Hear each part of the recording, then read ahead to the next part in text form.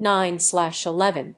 Why we must never let America forget. I was just 9 years old in my second week of middle school when the world around me completely changed. We were 25 miles from Lower Manhattan.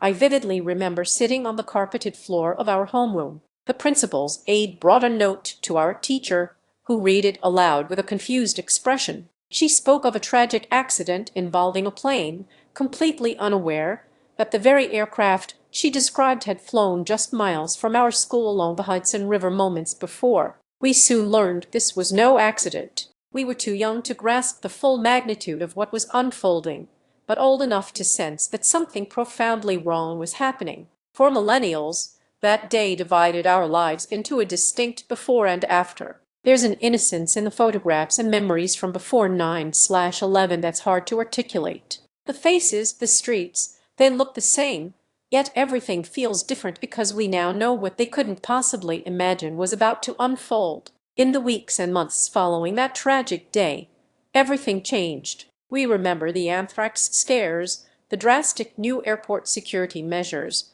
and the pervasive fear that another attack could strike at any moment. But we must also remember something else: the extraordinary sense of unity that emerged. Growing up just outside New York City, the shared patriotism and American flags flying everywhere were unforgettable. In those days, before social media became a force for division and politics fractured so much of our national conversation, Americans stood together, united. I vividly recall President George W. Bush's first pitch at Yankee Stadium for Game 3 of the World Series, just over a month after the attacks. In a city still grieving, seeing our leader in a bulletproof vest throw a perfect strike felt like a small but powerful symbol that America was still standing tall. Yet, over 2 decades later, 9/11 is increasingly becoming history rather than living memory. For a younger generation, it's often just a chapter in a textbook,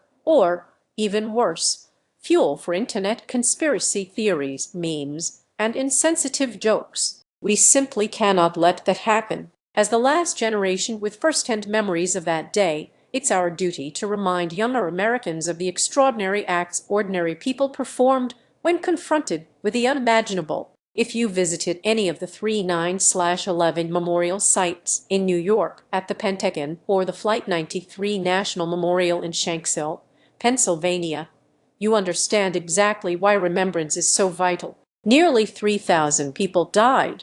They were parents, children, spouses, friends, firefighters, police officers, office workers, and travelers. Innocent people, simply going about their normal day, were suddenly forced to make horrific decisions no human being should ever have to face. For countless others, the consequences never ended. First responders and those exposed to the toxic air at Ground Zero have spent decades battling cancers, respiratory illnesses, and other devastating health problems directly linked to that day. There's no shortage of stories from that day. Some are harrowing tales of survival. Others are profound examples of heroism and extraordinary courage. Remember Betty Ong, the American Airlines flight attendant who bravely helped authorities understand Flight 11 had been hijacked. Think of the passengers of Flight 93 who fought back against their hijackers, preventing the plane from reaching its intended target in Washington. There were Stanley Pranath and Brian Clark, strangers who miraculously helped each other escape the South Tower's impact zone. And Rick Rescaller, Morgan Stanley's security chief, who evacuated thousands before going back inside to help more, ultimately sacrificing his own life. We were the children who watched the towers fall, the teenagers who grew up in the shadow of the wars that followed. Now, we are the parents, teachers, and citizens responsible for explaining to the next generation exactly why 9/11 mattered so deeply. We need to tell them about the first responders who ran towards danger as everyone else ran away, the passengers who refused to surrender, and the countless strangers who helped strangers. And we must tell them why we can never, ever let it happen again.